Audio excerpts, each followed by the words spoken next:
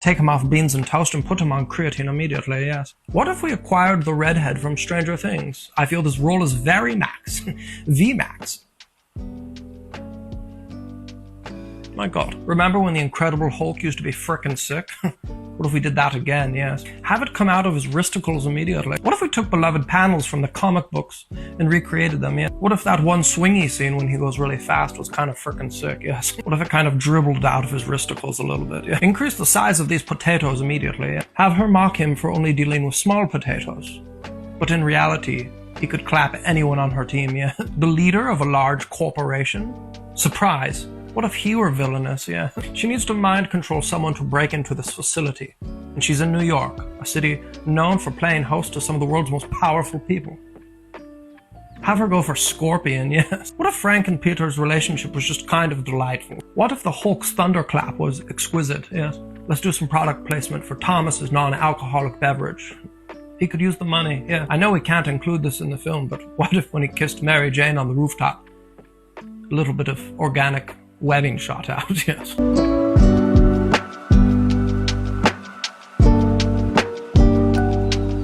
Welcome and welcome back to Hybrid Studios and to the third episode of Thoughts and Review, where we give you some thoughts and a review of some kind of something that we have watched, partaken in, read, experienced, a place that we've traveled to, etc., etc. You pretty much get the point. It's pretty self-explanatory. Today, we have a very special episode of Thoughts and Review because it is the first time that we've sat down and done a movie review.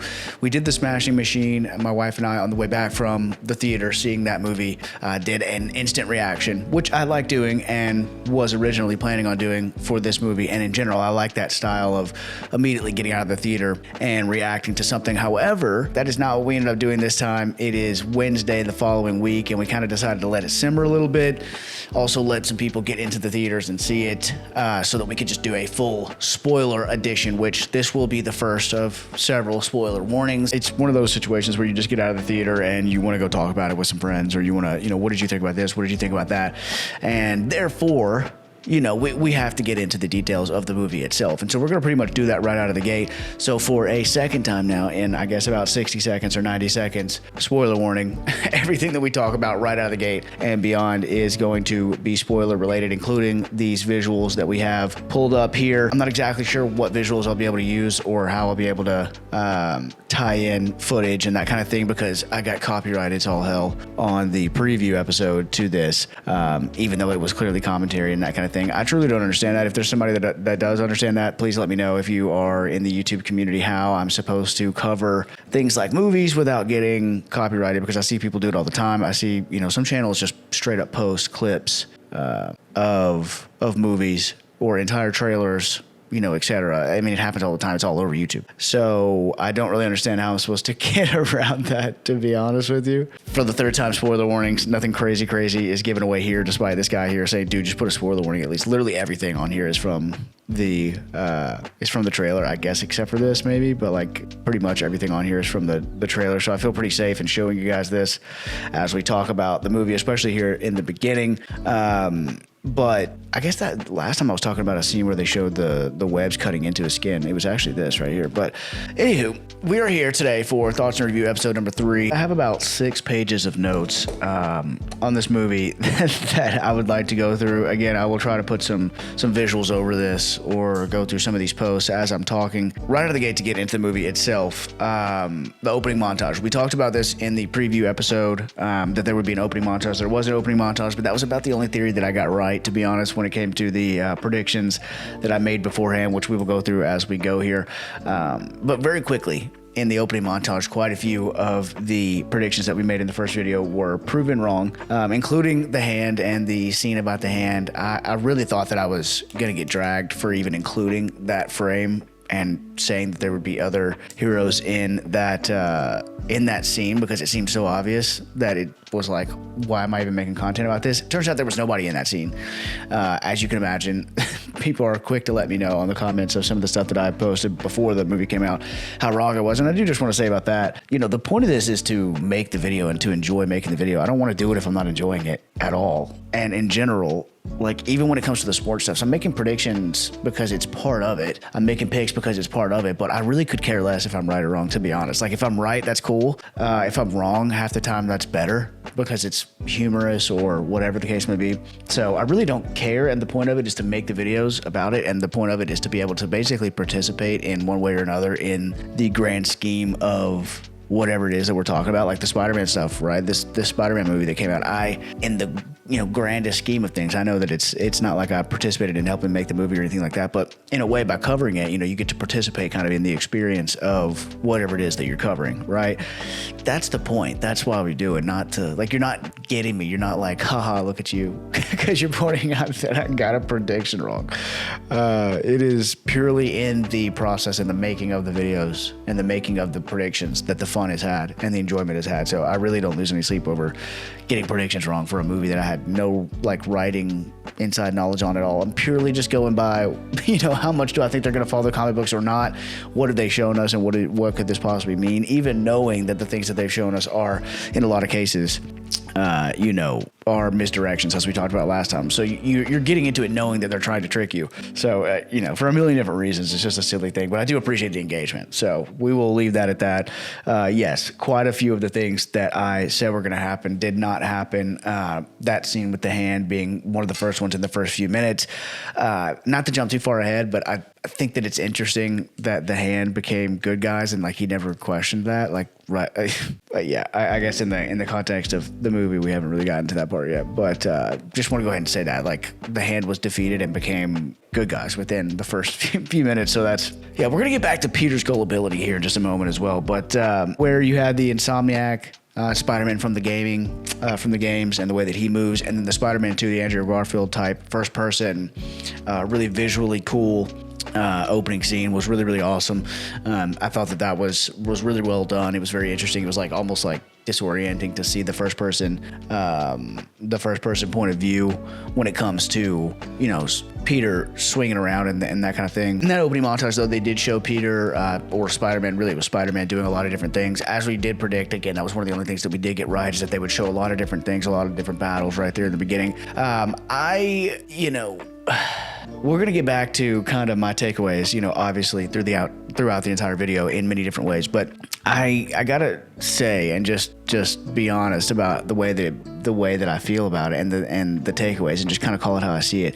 I really was coming into this movie, and this is a good baseline as well. I really was coming into this movie trying to ignore the hype. I figured that it would be good because they're usually pretty solid movies. I really would have been surprised if it was, bad. But I also was really trying not to listen to some of the stuff that I was hearing beforehand, because it was just nothing but the best Spider-Man movie ever, the best movie since Spider-Man 2, which we have pulled up right here. This movie wipes Spider-Man 2. Okay, fuck recency bias. This is the best Spider-Man movie of all time. Obviously, if you're going to say that it's the best Spider-Man movie of all time, it's the best Tom Holland movie of all time. I even saw some people saying that it was the best MCU movie ever. Point blank period. Infinity War, Endgame, Captain America, Civil War, all of these movies, it was the best of all of them, right? I understand that people tend to go really, really hard one way or the other, right? It's either a super, super love or super, super hate. What I also know about this movie, and I'm really being careful to not do, is that because everybody loves it so much, any kind of contrary opinion seems contrarian, and it seems like you're just doing it for clicks or whatever. I'm genuinely just giving my thoughts. I really am.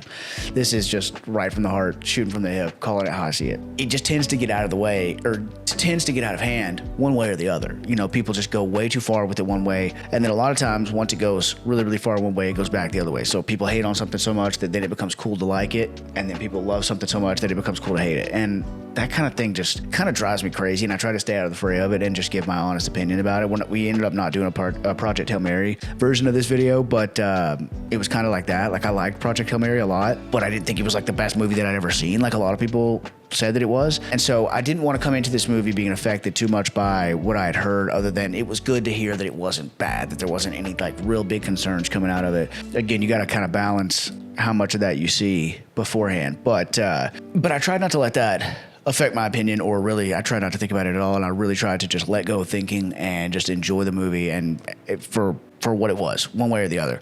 And I went on that big tangent just now to say that, well, a lot of that was important to say. But I went on the big tangent to say that the opening montage, as we were mentioning before, right out of the gate was something that I immediately, and this is kind of the reaction that I come back to quite a bit when we're talking about this movie, I was just kind of okay, all right.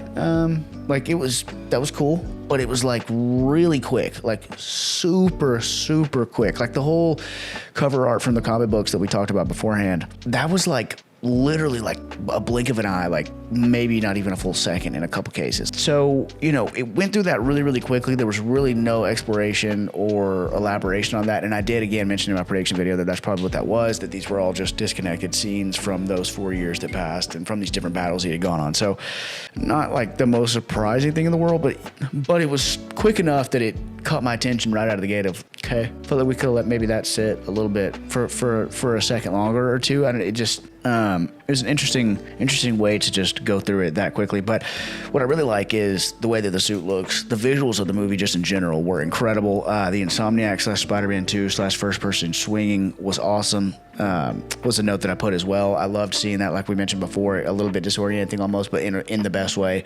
We talked about in the prediction video how much we love the suit. There's really not too much to go into with that, other than I will say that Peter just in general looked a lot bigger, looked a lot grown, more grown, even before any of the mutation stuff goes on, which we'll talk about in a second, obviously. But visually speaking, it is awesome. I mean, throughout the entire film, and that starts out right out of the gate with this opening montage with him swinging around. They use the practical effects, which I think we had something pulled up over there about that as well.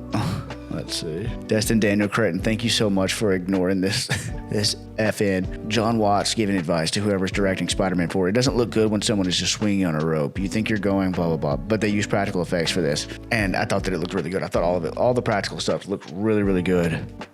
Let's just leave this up here. To get back into the movie itself, like I said, he looks a lot more grown. Suit looks great. The apartment situation is cool. He's making his own tech. Again, a lot of this stuff, which we're going to get back to in a minute, I don't sound overly like thrilled or impressed with, because it was what we saw in the trailer. And I actually made a point in the prediction video to say that I didn't think that this would be a situation where we saw everything in the trailer. And I just don't know. Again, we're doing spoilers here, so this will be a fourth spoiler warning before I really give a big one here. I just don't know, like, what there was that was revealed in the movie that wasn't revealed in either the trailers or the pre-production leaks and damn near confirmations, as people again in my comments are letting me know about Jean Grey. That was essentially confirmed, and it was essentially confirmed. I was kind of going on a branch there, out on a limb.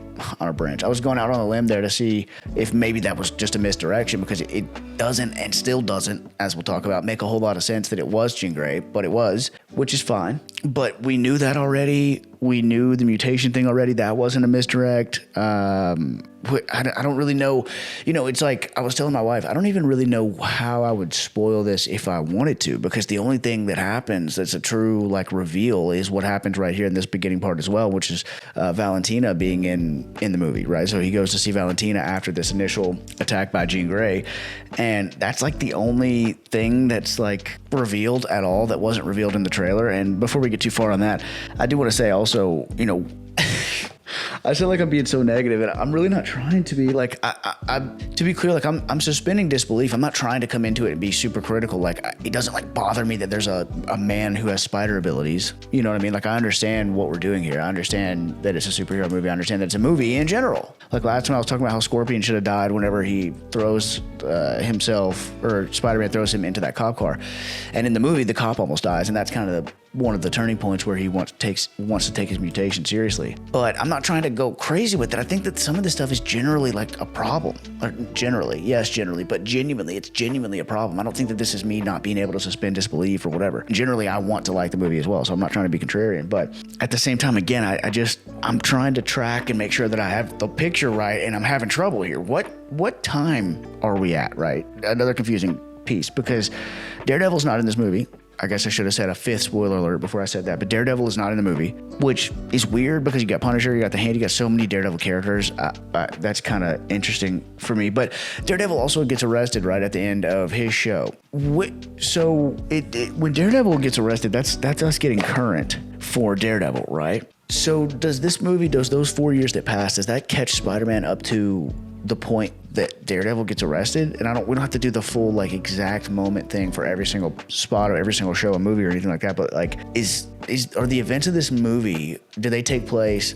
I guess they would, right? They would take place around the same time or after Daredevil gets arrested, which means that the 4 years that Spider-Man was going through this montage of defeating all these villains and stuff would have been during the same time period that Daredevil was having his battles with Kingpin and stuff. And so I'm supposed to believe that during the whole time period in which Kingpin was mayor of this city right here, that Spider-Man just had nothing to do with that story, and then we're not even gonna address it or touch it at all. Does that make sense? Like, the whole Daredevil Punisher story would have been happening during the 4 years that Spider-Man was doing his thing, including whenever he ultimately takes down the Hand. That would have had to have been after the events of Daredevil, because the Hand were still bad at that point. So, like, where the fuck was Spider-Man for So I guess my point is he's out there actively fighting villains in a big way, which is what the montage is, yet he's not involved in Daredevil's storyline at all, despite the fact that Kingpin becomes the mayor, and Daredevil never is involved in this story either, even though Punisher is. It's confusing to me. And again, it brings me to the Valentina situation where that is really the only big reveal, which was it's a decent reveal, I guess. It's a cool character. I like her. My wife really likes her a lot. But not really even that big of a reveal. It's like Valentina. It's like, okay. Is that a huge, gigantic reveal? I don't think so. I mean, she's a big character, I guess. I guess technically, I guess she's like the leader of the New Avengers. I mean, certainly it seems like she speaks for the New Avengers at minimum. This scene also is odd to me, to be honest.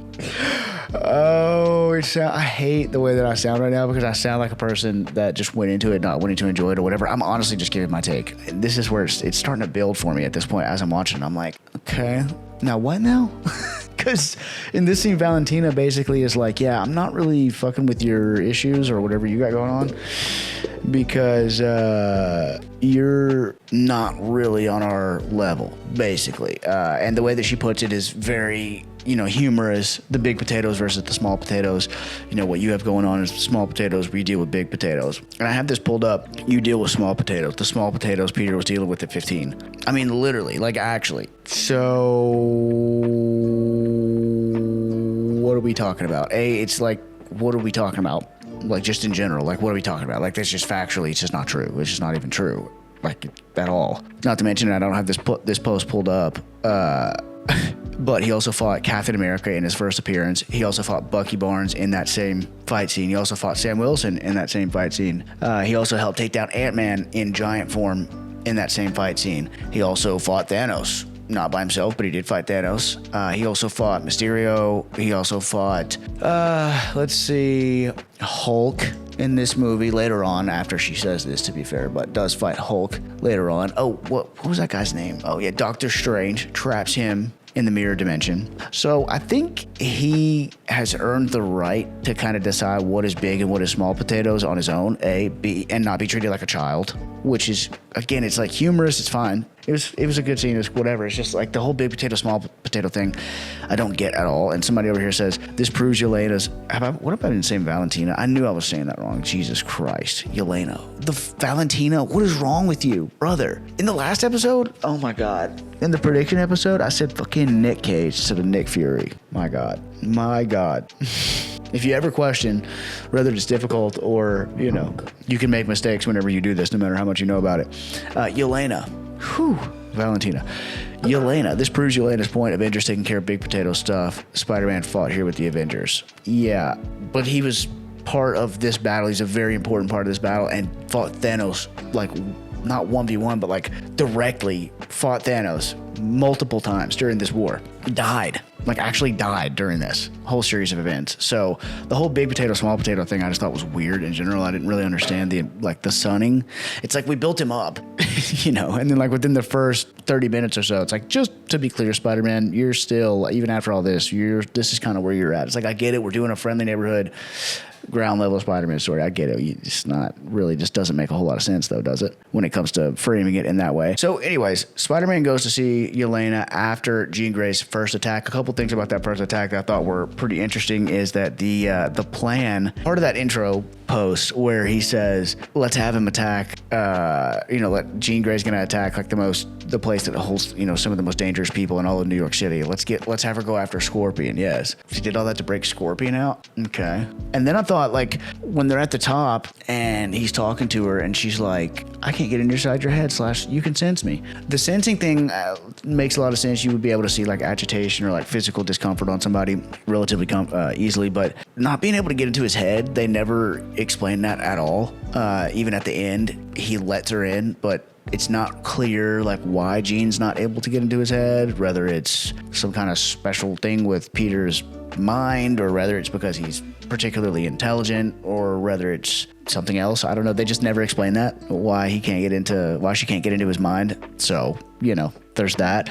That is one of many things, and I'll come back to this. That's one of many things in this movie that I feel like they opened the door to, or kind of just introduce or bring up and then just never really come back to, and or some things they do come back to, but just in a really unsatisfactory way, in my opinion. And why he's not affected by Jean's why she can't get into his head, and why he's not affected by it in general. I think now that I'm thinking about it, I guess in general it's unclear. Like even at the end, whenever she's affecting everybody at once, they never really explain why that's not working on him. Like I don't know if it's like a physical thing, like when Doctor Strange is controlling him and he can move the cube even though he's not like conscious, essentially. Maybe it's one of those things, but I'm making conjecture at this point because I have no idea, because they just never explain it. And then the other thing about that I wanted to point out was she's like, you didn't even think about what was in the van, or what was in the tank, right? And then the tank blows up. And I was like, oh shit, she just unleashed like all these criminals, all these bad guys, all these villains are gonna get out now. And it's like, no,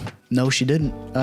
Nobody gets out. That's either, again, a storyline that they just never really cared to address, or at best it was like some kind of distraction that she planned, and then they just kind of move on from that scene and just continue on. I'm like, all right, well, seemed like she really had something to say there. She was really building up to that being part of the plan, and they just didn't, that was it. So this scene and this sequence, I should say, introduces Punisher as well. This was something that I was concerned with going into the movie. I wasn't sure how they were going to be able to portray him in a PG-13 movie accurately and authentically, and I think that they did a good job overall. I think they used pretty much all the curse words that they had available at their disposal through him. I don't think another curse word was said by another character at all, although they didn't use an F-bomb at all, which I think you're allowed to do a couple of those in a PG-13 movie. Would have liked to have seen that. And that kind of brings me to him in this movie in general. This is going to be an unpopular opinion because I do really, really like, in general, what was done with him. Yeah, like this right here, Daredevil, Punisher, and Spider-Man. Like, what the fuck? Why? And you did like 2 seasons full of Daredevil stuff just to get you ready, and he's not even in it. But I really think that it was, again, and this is another theme that I'm going to come back to. If I just turned my brain off a little bit and didn't think about it too much, I really enjoyed John Bernthal and Tom Holland and Spider-Man and Punisher's back and forth. It was entertaining. It was cinematic at certain points. It was, it's interesting to think about, again, Punisher being just a regular guy with guns. The scene that I have pulled up here from the Instagram post is where they're arguing about fighting Hulk, and it's like, dude, what are you going to do? You're going to tickle him to death? I think it's what Spider-Man said.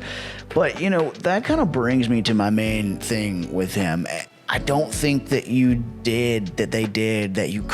it's possible really to do him right in a PG-13 movie. I just don't think that it is. What we talked about before in the predictions video was that if you're going to make him in a movie like this, you basically have to have him fighting like aliens who don't have real blood, so he can kill a lot of stuff that isn't human, or you have to have him fighting against something that he can't really damage, right? Like the Hulk, which is what he did, which is where the line comes from. What are you going to do, tickle him to death? But it kind of reminds me in a way of the way that they kind of stripped Thor of his power and of his kind of magnanimous, like regal god, like aura, I suppose. The Punisher isn't a god, obviously. He is just a man, and so he kind of got put in his place a little bit in a few different points in this movie where I think whenever he shows up and Spider-Man says, this is way above your pay grade. Frank Castle, raw. So funny.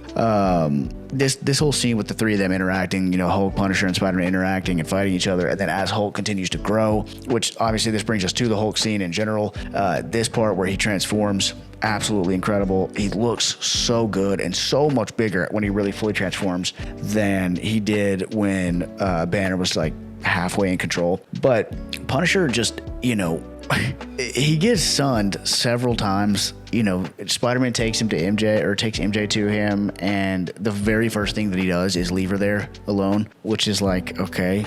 And then when he shows up, it's like, yeah, what do you think you're going to do against Hulk, for one thing? Which naturally is nothing, because you can't do anything against him. He's just like a total non-factor. If anything, he's a liability. And then when they start to talk about it, which this part was hilarious, I thought, in a not great way. You go deal with Hulk, I'll go find the source. Brother, the source is Jean Grey. Like, they don't know who Jean Grey is, obviously, but you do know that she can take over people's minds. As he's walking away, Spider-Man's like, oh yeah, by the way, stay 30 feet away.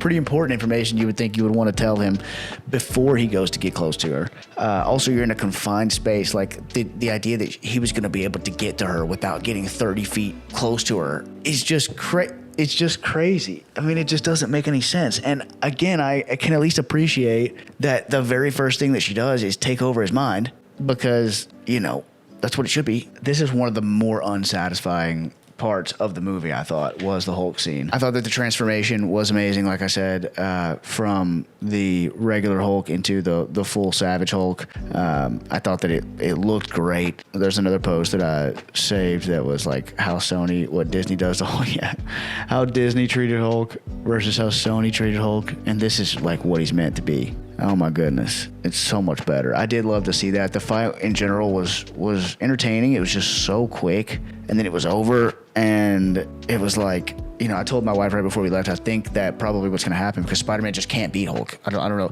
Like, the more that you hit him, the more powerful he's going to get. That's his whole thing. So I think that he's going to have recognized him, and that'll be what stops him, which is what happens, which was fine. It just didn't go on for that long, and when you look at it, yes, the trailer did show the majority of the fight. It just did. The emotional, like, aspect of, like, seeing Peter's eye through the mask, and him saying, "I'm Peter, I'm your friend." It was good, I guess. But it's like he's just like squeezing him really hard. Like, I don't know. It didn't feel like he was like beat within an inch of his life and had to be saved by the power of friendship or something. Like, it was just kind of like the first thing that he did whenever he got in trouble, and it worked. And then Hulk just kind of slides off the building, and that's it. And that's Hulk for the movie. I'm sorry, it was underwhelming. It was underwhelming. And again, at the end of that scene, which is what I was going to say a second ago, then Punisher wakes up and like he's wet, you know, his gun's on the wall. Is that my gun? Shucks, I guess I really messed this one up, didn't I? It's like, okay. And then on top of that, at the end of that scene, the damage control guy just basically does the exact same thing that Quentin Beck does to Spider-Man in that movie as well, which is lies to him, and he just totally believes every fucking word that he says. Oh, I don't know who Sarah is. Oh yeah, no, we'll take her in. We'll question her. Trust us, the government organization. I mean, you have no reason to not be mistrustful, right? You've not been taken advantage of, taken for a ride many times already, right, Spider-Man? But apparently he still hasn't learned that particular human version of a Spidey sense to trust when someone's lying to you or not. That seems to be a continued issue for him. To go back just a little bit to some other issues that he was having in this movie before we go too far ahead, the mutation situation. The mutation situation turned out to be exactly what it looked like. It was a mutation. It was not Venom. I was definitely wrong about that as well. It was pretty interesting. I think the way that they did it was pretty interesting. That first scene when he's in the cocoon and then he breaks out of it and falls and then catches himself, to me that felt like it was showing off how swole Tom Holland looked, and it reminded me a lot of when Tobey Maguire makes his initial transformation and he's looking at himself in the mirror and he's all jacked and stuff. I don't know if that was supposed to be what it was or not, but that's definitely what it gave me the vibes of. Just in general, like the idea of him transforming was really cool, but this was another huge storyline that I really just don't feel like they did enough with. Or yeah, I mean, obviously that continued throughout until the very end when he decides that he's going to integrate his shadow, which is a great storyline. I love the idea that you have to control and express, not suppress, certain parts of your nature, and how would you decide which ones are which? You can't just totally cut them out. You certainly discourage certain parts of your nature, but in general, you want to try to integrate your shadow, not just pretend it's not there or avoid it. And therefore, you know, making it worse in a lot of ways. You have to let it go and transform, or let it transform you in some ways. You know, things like addiction, bad habits, where they say, you know, if you have an addictive personality, you need to, you know, you're always going to have that. Acting like you don't is only going to put you in danger. You really just need to transmute that addictive personality, that obsessive personality, that all or nothing personality into something that's healthy, and allow it to become part of you in an integrated way. That's what integrating your shadow is all about. I thought that part of it was really, really awesome. And they did pay that off in some ways. However, the mutation itself, again, I feel like they made a huge deal. He puts the inhibitor on, he's good to go. He takes the inhibitor off at the end, his eyes turn black for a second, and then he's really powerful, and that's it. It's like, that's the whole mutation story. I mean, there's like a couple scenes where he's doing the inhibitor practice that goes right into the MJ scene with Jean Grey, so that kind of veers off into its own thing. So, I mean, literally everything about the mutation you basically saw in the trailer as well. You did. In the comic books, he becomes like full 6-arm Spider-Man, which I thought at that point, I was like, all right, well, he's going to eventually take his inhibitor off. He's just going to fucking come out with 6 arms. Like, they're going to go all the way with it. But they didn't. So he just kind of went, Spider-Man's version of Super Saiyan, but not even that, because he doesn't transform like his actual physical appearance at all. His eyes turned black and then back to normal. And then he was like, had the power of the arachnid DNA and he controlled, right? The overstimulated senses that he had, which is great. Metaphorically, literally felt like we spent a lot of time on that transformation, and to get like black eyes, the same 2 black eyes that we saw in the trailer, like that was it. That was it as far as a physical transformation. So that's interesting. In the beginning, whenever that starts to happen, he goes to see Bruce, and for the love of God, the writing, again, seems to be like the biggest issue that I have. But there's a part where he goes to see Bruce, and one of the kids asks him, so if Thanos had first of all, he's like, guys, listen, I'm sorry. I just don't, there's just a lot of it that was like, what? To me, to be honest, truly, this being another scene, it felt like, what the fuck was the point of that? Bruce is a professor. He's like, listen, guys, listen. I wish I could tell you stories about the Avengers all day long, but I got to teach you some physics at some point, I mean, I got to teach you at some point. Right. But okay, I'll answer some questions, and then does it anyway. Like, the line was super corny anyway, but then he immediately is like, all right, whatever, ask me a question. One of the kids asked him, so couldn't Thanos just make more resources with the stones if his whole thing was balance and making sure everybody was fed and that kind of thing? Which I think is a fair question. Not only is it a fair question, it's actually something that the fans do point out as a possible plot hole in Infinity War and Endgame. And I was actually kind of sat up in my seat like, oh, they're going to just straight up address this, use this moment to address that. I don't know why, but all right, let's go. And Bruce is like, do you want to answer that for me? And it's one of the other students, and the guy just says Hulk smash. And then Bruce is like, does that answer your question? And the students are like, I guess so, yeah. What the fuck was, what? Why did you even include that? Like, it's a fair question. A, B, you didn't have to put that in the movie at all if you weren't going to answer it. Yeah, I just thought that was very strange. Very strange. The inhibitor thing is going to come back up, I think. Probably Damage Control, if I had to guess, probably copied that technology and is probably going to use it to, against the mutants in the future. If you think about like the Deadpool movies, they had the collar around them that turned their mutation off. In Deadpool 2, I believe it was. So this is a situation that comes up a lot. I think in the original X-Men movie, it was an antidote, right, to the mutation. So there's always some form of killing or removing the mutants that comes up. So it would be interesting to see it. I will be interested to see if Peter's inhibitor technology is something that continues to be an issue for the MCU in general. Like I said, Damage Control basically immediately tricks Peter. Before we move on from that part of the movie, I do want to say as well, we'll come back to that.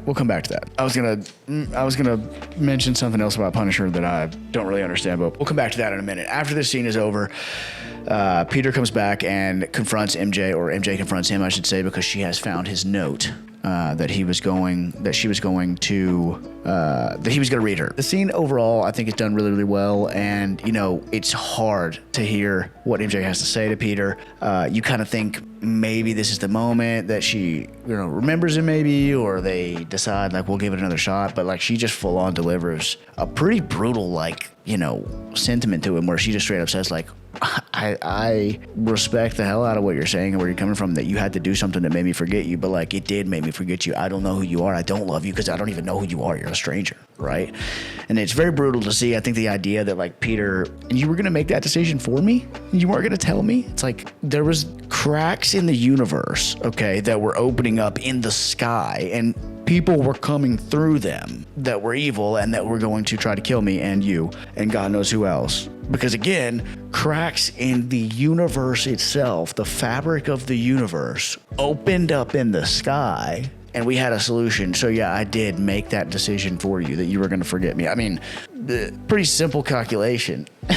I would think. So that kind of drove me crazy. Like, I'm sorry, but I'm not leaning into this idea that like Peter did something wrong here. Like, what the fuck? But overall, very emotional scene, heartbreaking to witness. And then the swinging scene after that, oddly, is probably what I thought was one of the more impactful, if not one of the better scenes just in general of the entire movie. The swinging scene when they're going back and Peter's just carrying her back and he's doing the which I loved that they did it this way, but just very casually, just real slow and drawn out. And you see his face, you see her face. You can see that she's actually a little bit upset, it appears. But this is one of the things that drove me crazy as well, I have to just say. They get to where they're going, and she immediately goes back on everything that we just spent 10 minutes listening to her talk about. She doesn't know this person. I'm sorry, but with all due respect, like, I don't want you part of my life. I don't even know you. And this is weird. And, like, you've basically kidnapped me to protect me, which is sweet, but, like, I don't even know you. I don't know why. Like, this is weird. Take me home, please. Like, you know, it was awkward in a way that was understandable and relatable, I guess. Like, you could definitely see why it's such a tough situation because Peter is coming from the place that he's coming from and she has every right to feel the way that she feels. And then literally the moment that it goes to, like, he goes to swing off and leave and like that's the new dynamic that we're living with. The moment that they go to do that, she's like, do you want to come up? And he starts talking to Ned, and then the next scene they're all just hanging out. It's like, what the fuck? What is going on? I don't understand. She just told him to fuck off. Did she not? Did she not just respectfully tell him to fuck off? So she changed her mind. Okay. Why? Nothing is different from literally just the previous scene. That blew my mind. That blew my mind that they had that emotional payoff of him and her confronting the truth, right? We were together. You don't remember me. Oh my God, that's crazy. I don't remember you. This is weird. Please take me home. Like, whatever, right? And then immediately it's like, you know what? Actually, on second thought, do you want to come up? Like, huh? So anyways, that part makes no sense to me whatsoever. I loved, again, the scene before that version of her is gone forever. I thought she was going to say that at one point, like, I'm not the girl that loved you. I'm not the girl that you loved anymore. And regardless of whether she lost her memory, that is a lesson that we can all learn as well about being different versions of yourself. But again, I think that they just kind of went back on that immediately. Around this point, I thought that the movie was over for real. Whenever they're all sitting around, I don't know why, I must have mentally, my clock was way off, but I was like, okay, well, it straight up pulled me in. I was like, I guess this is it. Just such a break in the action. It was crazy, but he figures it out because the guy lied to him. He goes to help Jean, and this is where we get the V Max payoff. We go to the scene where Jean is being held, where her sister Sarah was being held, and I just have to say about the V Max thing, and I've seen people say, like, MCU fans just hate a good movie or something, like that the V Max was like the most brilliant reveal ever or something. It was good. And what I wrote down was that, like, it genuinely was awesome whenever she leans back and you realize, like, oh shit, this is like the point of view that Sarah had. And so that last, like, burst was like her sending that message out. Her, like, dying burst of energy was to get that little bit of a specific message out to Jean, which was ultimately all she could see with her eyes at that moment as her head was thrown back as she's being tortured, right? So pretty intense reveal and pretty interesting overall. But I go back to this, and this is what I said in the prediction video. You know what you're doing? You're making a Spider-Man movie. When people hear V, they think Venom, and I'm sorry, but are we just gonna pretend like the end to Brand New or No Way Home, that the post-credit scene wasn't the symbiote being left behind? Hello, that was the fucking post-credit scene of the last Spider-Man movie. The last time that we saw Spider-Man, the post-credit scene was the symbiote. Did that just not happen? Hulk is in this movie. Where's Hulk's son? Hulk's son was in a post-credit scene as well. I mean, so we just pick and choose which ones we're gonna keep around, I guess, which they do literally do that. But it's like, I'm not like a Venom fanboy. I'm not like dying to see it. It's just like I said in the pre-movie stuff, like the black eyes is something you typically associate with Venom. The he's heartbroken and all alone, and his aggressive personality traits are coming out. These are all like Venom storylines. And then you get the V Max thing, and it's like she's looking for V Max. It's like, is she looking for the symbiote for some reason? And it's like, no, it turns out to be this other thing that's like cool on its own, but it's like, why? I just don't understand why you couldn't have made it like T Max and then like had it like a piece of tape over the V and the E and the N or something. Just seems like a choice to use the Venom related stuff or the V or whatever. And I can already hear people typing like, oh, bro, they're not even allowed to use the letter V in a Spider-Man movie without it being about Venom. It's like, okay, fine, whatever. But it seems to me like you got to know, I mean, everything is there for a reason. It just kind of seems like they're just winking and nodding just to like full on be like, just kidding every time. That scene I also thought was funny because damage control is just like, we're 40 feet away. We're good. We know her power limitation. It's 30 feet. We're good at 40 feet. I mean, we're going to push her right now to try to increase her power, to try to see how far she can go with it.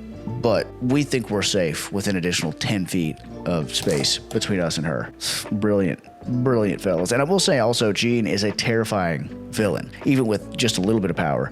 She's a terrifying villain. And the part where, you know, she knocks, and we should come back to this, we were talking about MJ a minute ago, the big scene where Jean takes over MJ. As it was happening, I was thinking, this seems oddly fast for her to just accept all of this. And of course it was. You know, the two things about that scene that were confusing is that they burned the Toby, you know, mask roll up moment, which I guess they didn't burn it because that was part of the whole, that's part of what drew you into the scene. It's like, oh, she's doing the mask roll up, and then kisses him and etc. and he's crying, and it's like you really needed to like feel like it was definitely her, and part of that was paying off that the mask rolling up, again, nod to Tobey Maguire.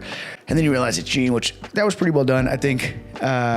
She kicks him, and we get kind of like another version of the falling scene where MJ's falling this way, like lots of depth of field behind her. She's like Jean Grey, and then she's like, oh my God, what the hell's going on? And Spider-Man has to try to save her before she hits the ground. He barely saves her. Didn't we just do that in No Way Home? Didn't we just do that exact scene in No Way Home? Which hits super hard because it's Andrew Garfield that does it. Again, that seemed like a choice. That seemed like a, oh, is he gonna save her? It's like, to me, that scene came off after the fact of like, yeah, Jean knew he was gonna save her the whole time. She was ready for him to save her. But during the scene, they really tried to play it off like she was gonna die, which again, you need the legitimate threat. I get it, but it's just a little bit odd to me to seem to point to that exact falling sequence in that moment, because we already did that. But when in that moment, Spider-Man basically is like, I'm fucked. Like, she can get to whoever, whenever, she can go wherever, whenever, she can, you know. And she's genuinely terrifying. But that brings me kind of to another bigger problem. It was Jean Grey. I was absolutely wrong about that. Who is the villain in this movie? But you know, this brings us to an issue that you have for Tom Holland's series in general, which is this right here. Marvel accidentally created the biggest problem for Tom Holland's Spider-Man. 4 solo movies later, and he still doesn't have a single iconic Spider-Man villain that's actually his. Vulture's conflict was because of Tony Stark. Mysterio wanted revenge on Iron Man. No Way Home brought back Green Goblin, Doc Ock, Electro, Lizard, and Sandman, but they all belong to other universes, not the MCU's Peter Parker. Then Brand New Day doubled down on the problem by making the main threats mutant/X-Men characters instead of classic Spider-Man villains. Even if the movie works, it's another film where Peter isn't building rivalries with his own rogues gallery. Now Marvel has backed himself into a corner. Peter has already met versions of Norman Osborn, Otto Octavius, and Kirk Connors, so introducing traditional MCU versions with the same emotional connections won't have the same impact. Spider-Man's greatest strength has always been his villains. 4 movies in, Tom Holland is still borrowing everyone else's. Just complaining for the sake of complaining now? Are we going to pretend we didn't see 2 Scorpion fights? I don't think that's complaining just for complaining's sake. Yes, the movie did amazingly well. Don't get me wrong. And I guess winning cures all, right? It doesn't really matter because it made a fucking $1 billion. That being said, it is true. Vulture gone, Scorpion gone, and he was like, oh, we've seen 2 Scorpion fights. It's like, okay. What the fuck? Fantastic.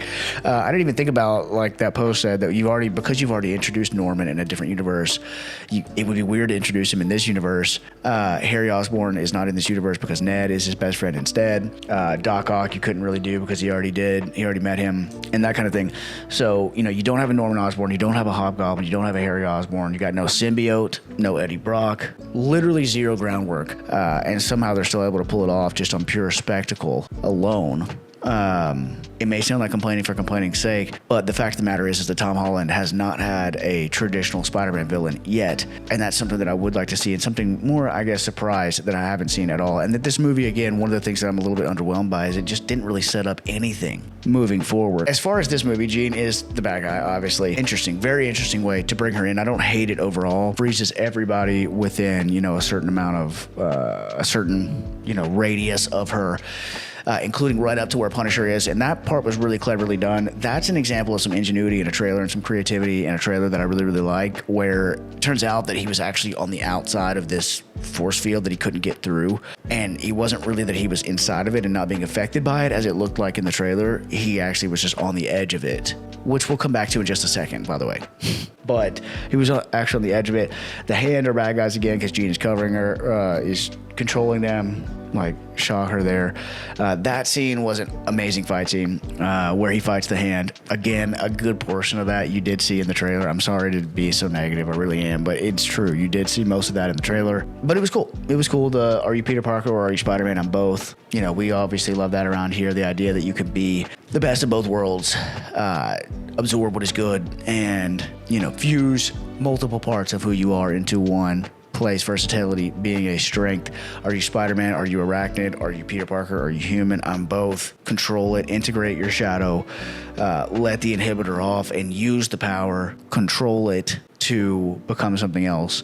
He was barely able to pull on the door at all where Jean was whenever he was his normal self. Once he transforms, you know, and lets the arachnid blood take over, his webs are way stronger. He gets webs through the damage control weapons that they were using. In this scene, damage control scanning Spider-Man early in the movie was actually what gave them the data to develop the weapons.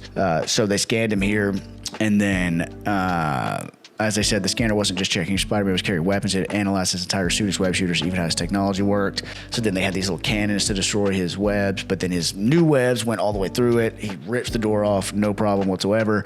He's standing there in front of Jean. Here's some little bit behind the scenes from some of the action scenes I thought was pretty cool. Oh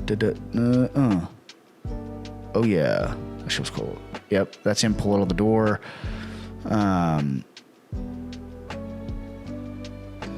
That's a lot of. That was dope. Oh shit!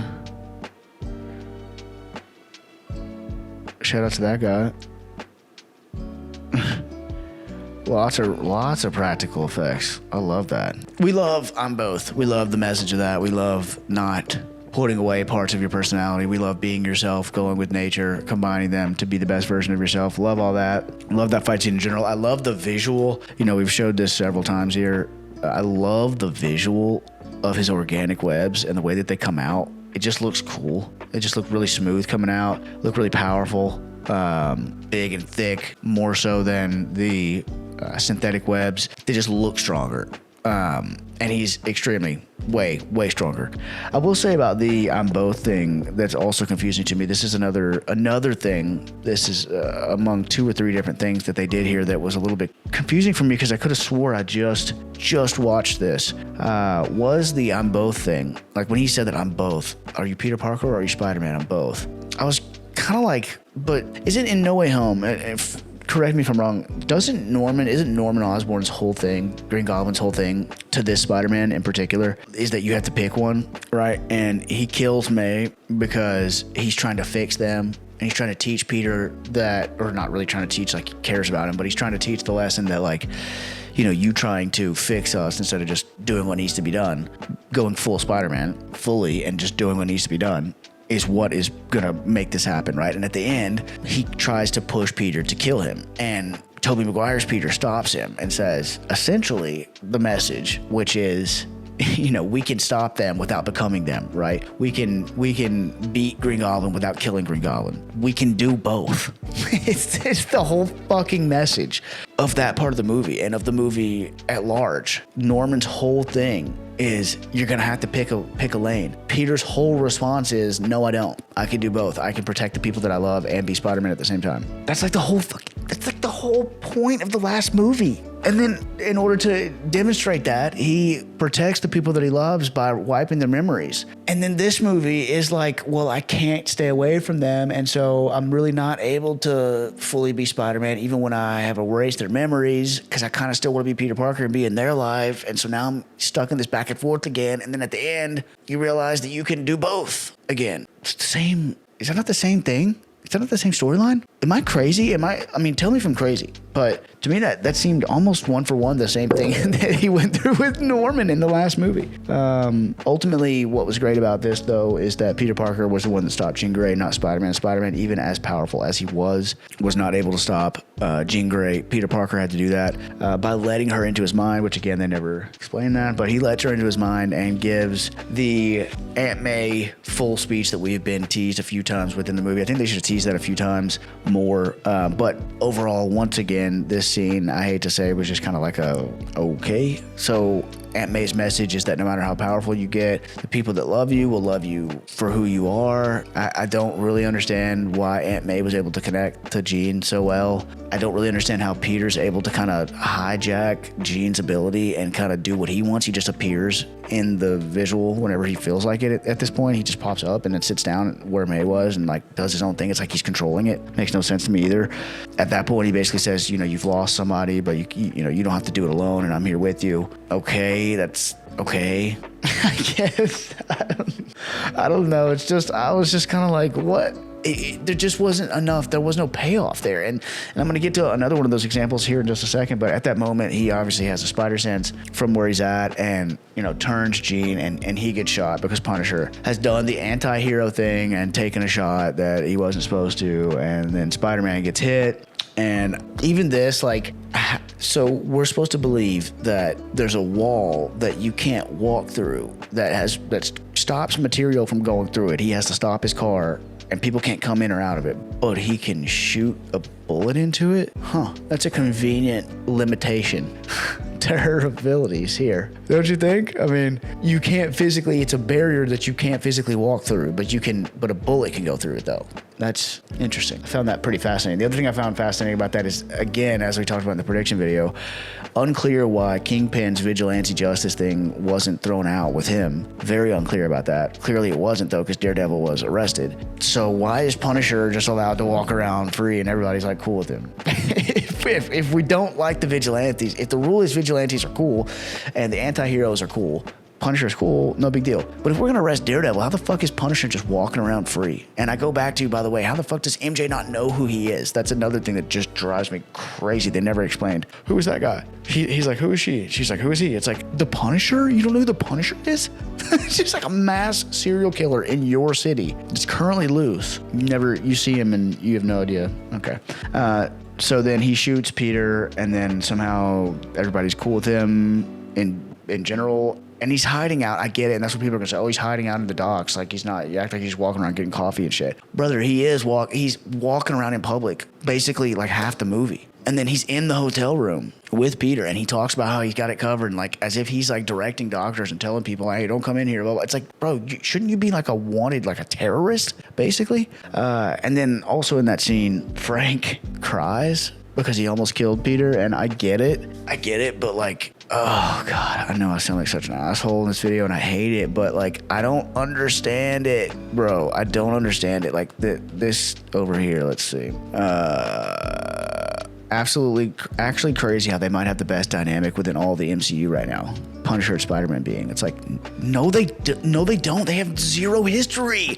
Zero. We've never seen them on screen together ever before this movie. It's great that they have great chemistry. You cannot expect us. I mean, I guess you can because people are saying this shit, but like, just because you mentioned Staten Island 3 times and that time at Staten Island doesn't mean that we have emotional backdrop with this character. Frank doesn't act like that for anyone. And I liked him in the movie, like, don't get me wrong, but like, he was largely a tool. Like Jean uses him, Spider-Man uses him just to like hold on to Mary Jane for a second, which he doesn't even do that. He immediately leaves her, like I said. I can't believe I'm about to say this, but I love Bernthal's Punisher in this so much. He low-key has the second most amount of screen time behind Peter himself, and all their interactions are so fucking funny. They are genuinely funny, not like stupid funny, but I thought that's what people hated about these movies, was that they're all jokey joke all the time. People hate what they did with Thor, but we like this. It's just kind of interesting to me, I guess.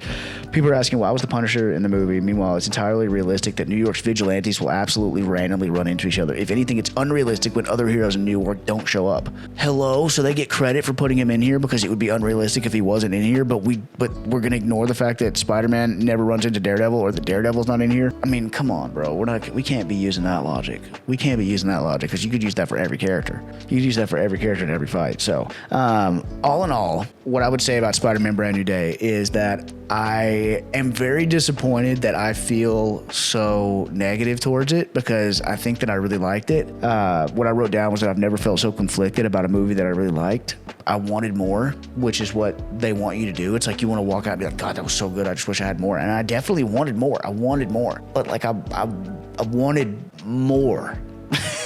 At the same time, I really did. The writing felt really odd at certain points, like just straight up bad. in certain areas. In other areas, it was very good, but it just maybe inconsistent. The word there, a word that I kept coming back to was unsatisfying, or unsatisfying plot points or plot paths, or abandoning of some plot points or plot paths. Even Jean at the end, you see her on a bus. They zoom out. There's a bunch of trees. She's obviously going to Xavier's school. We can't get like a shot of the mansion. We can't get a shot, like a character reveal. She knocks on the door. Somebody answers the door. Anybody would have been cool. Like literally anybody. Just her on a bus. It's like, okay, I guess bye to Jean. The very, very end is Ned, which is the big plot twist reveal that Ned remembers him, which again, like I feel about most of the movie, I was just kind of like, okay, cool.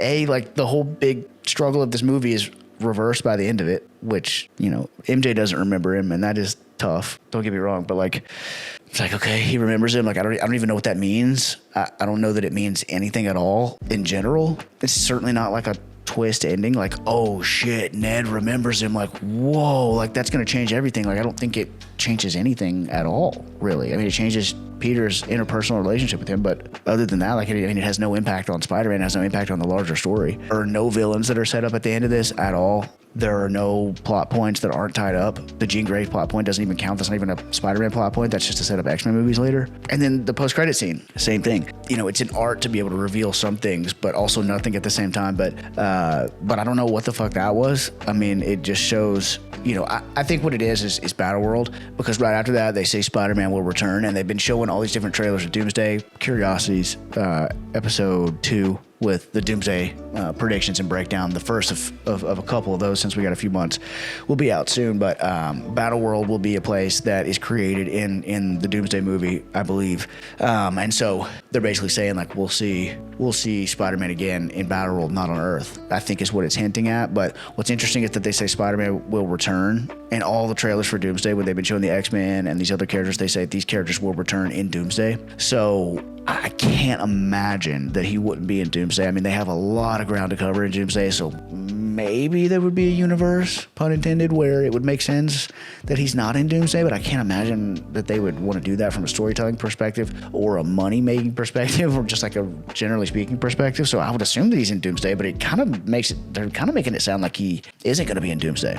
And I think that post-credit scene points to Battleworld, ultimately. Unless it's, a Spider-Man that's, jumped into this universe and it just picked him up from over there. But now I guess Ned's app is fucking intergalactic. No, I think that the piece of the universe that goes into Battleworld that they exist on is showing up as being over there.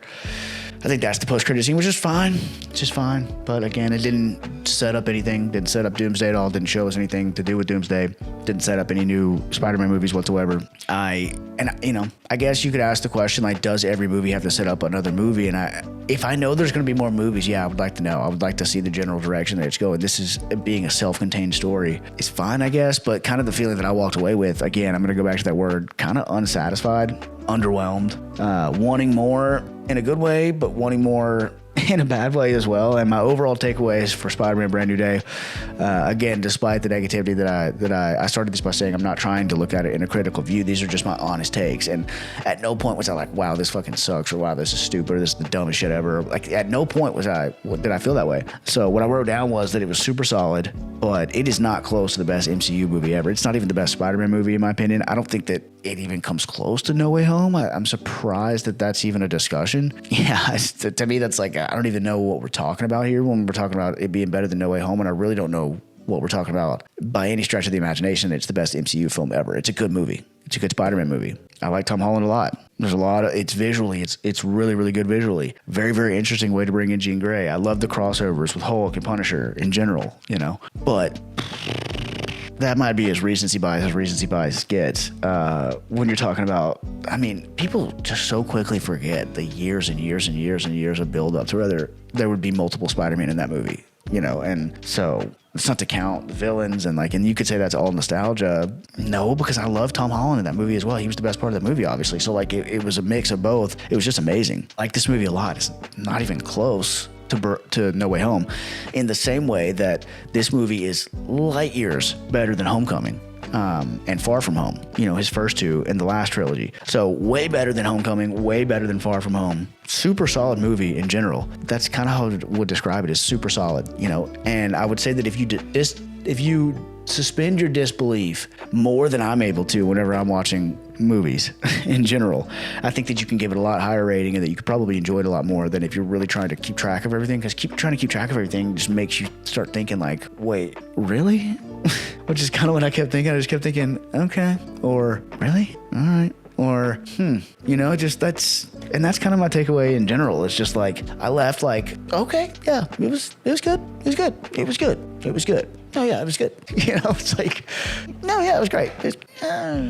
So we are now at the end of this. I'm going to go ahead and give my official rating / grade. Sometimes these come out in my brain as like an A or a B. Sometimes they come out as like an 80 or a 70 or a 75. Sometimes they come out like this one did. For some reason, my honest to God gut grade and the way that my brain goes, as far as a number or what we are going to grade it or rate it, or the review that we're going to leave it, for some reason comes out in this case to be in the following format. We're going to give Spider-Man Brand New Day an 8 overall, 80%, a B. So I don't love giving it a C+. It feels like it's a little bit better than a C+. Like I said, if I turn off my brain, if I just suspend my disbelief, if I could just do that in general, if you just watch it and just really don't think about the larger story or some of the stuff that you knew beforehand or some of the expectations that you had on it, probably I could raise it. Maybe if I watched it a second time and liked it a lot on second watch, let it grow on me a little bit more, maybe even an 8.5. But for comparison, I would put No Way Home at like a 9.5. Like it's not even close. So underwhelming, I think overall Spider-Man Brand New Day was, but pretty good. You're not going to hear a whole lot of complaint from me if you give it an 8 to an 8.25 to even an 8.5. I'm not gonna be, you know, freaking out about whatsoever. But I definitely think that the reaction that it's gotten is pretty over the top, to be honest with you, to be totally honest. And that's, again, as a person who enjoyed the movie, who really likes Tom Holland, who thinks, regardless of how it sounds here, that it was a very good movie. That's the grade that we're going to give it. So let me know what you think. Let me know what you liked about the movie, what you didn't like about the movie. It seems like everybody liked everything about it, which is totally fine. I'm really not trying to be a contrarian. It doesn't piss me off that people love it. In fact, believe it or not, I'm actually thrilled that people love it, because usually I love things like Thunderbolts, I thought was amazing, and people didn't really like it that much. Fantastic Four, I thought was great. People didn't really like it that much. So I'm generally for positivity, and I'm glad to see that Marvel's back and that people have some really positive feelings about it going into Doomsday. Can't wait to do the Doomsday video. Really, really excited about that. Very, very excited about that. Obviously, this didn't advance that forward at all, which we're hoping that it would. By the way, just looking at like Thunderbolts and Fantastic Four, Spider-Man's definitely better than those two, I think. So maybe I'd go like 7.75 for this one, and then maybe like 8, maybe like 8.25. Like I said, so I don't know. My gut grade is 7.75. It really, really is, with no context, just the movie itself. But if you put a little bit of context around it and you think about it a little bit more, you let it sit a little bit, I think I could pretty comfortably go with an 8. And I feel confident that if I watched it again, I would be at a pretty solid 8, maybe even leaning towards like an 8.25. But between like 8 and 8.5, even on the best day, is about the highest that I can give this movie, to be honest with you. And I liked it a lot. Just nothing about it really blew me away, I think, was kind of my takeaway. Nothing about it really blew me away. The villains didn't blow me away. The story didn't blow me away. There was no twist that really blew me away. There wasn't really anything overly exciting that sets up for anything where I'm like, oh, but what's going to happen with this? It's just kind of like, okay, yeah, it was cool. It was cool. Leave your comments below, subscribe, and like and share this with somebody who may enjoy it, who enjoyed this movie and would enjoy this kind of content as well. And stay tuned for all the stuff that we have here on Hybrid Studios coming up. As usual, we have quite a bit coming up for quite a few different things. We have some more gaming content coming out. We have the Doomsday episode of Curiosities, and then of course football is back, so we'll have lots of preview episodes of the Coliseum back as well. As we get into football season, that'll be out twice a week. So that's all that we got for you for now. Spider-Man Brand New Day in the books. Happy to have covered it. Grateful to have covered it. Proud to have covered it. Thank you very much for watching, and we'll see you next time. Hey, wake your ass up. Ain't nobody tell you could be sleeping. Ain't nobody tell you could be sleeping. Why would you do that? Why would you do, of all the girls in NYC, all the shorties in this city, you gonna go for Spider-Man, bitch? You gonna go for MJ? Nah, nigga, cause this used to be a safer city to commit crimes in, bro. I like to go commit crimes knowing I'm dealing with Spider-Man. I ain't signed up to deal with no Peter Parker, bro. It's one thing to deal with Spider-Man swinging around, tying you up, and cracking jokes. Peter Parker? This nigga swinging on me like I'm Kingpin. Who's Peter Parker? Yo, stop playing with me, yo. Yo, stop playing with me. That nigga that just whooped my ass is Peter Parker. He's a problem. Why niggas act like they don't know Peter Parker? He go to one party, see you kissing up on his shorty. He turned this shit into Gotham City real quick. We dealing with Spider-Man or Batman. What are we doing? Nah, it's your fault, nigga. It's your fault. What was you doing to his girl at that party? You was using tongue? You was using tongue? This nigga put me in the hospital for jaywalking. Jaywalking. Yo, bro, why he look like a demon off of Supernatural? This nigga got no pupils. Gang, what did you do to his bitch? Nah, I think I'm gonna just shoot you, bro. I think I'm gonna, cause you don't know what it feel like to get put in a web tornado. You don't know what it feel like to fight a spider Beyblade. Did you know shooting a bullet at him counts as throwing something at him? Don't throw nothing at that nigga, yo. Oh, you done made life hard and shit like... Hold on, he calling me right now. Yo, what's good, Spider-Man? Yeah, bro, I'm not coming in no clowns, bro. You say you linked up with your girl? Y'all on a rooftop? What you mean she said she don't love you? What you mean she said she don't know you? You gonna kill all us niggas? Hold on, Tom, you can't say that. Hold on, Tom.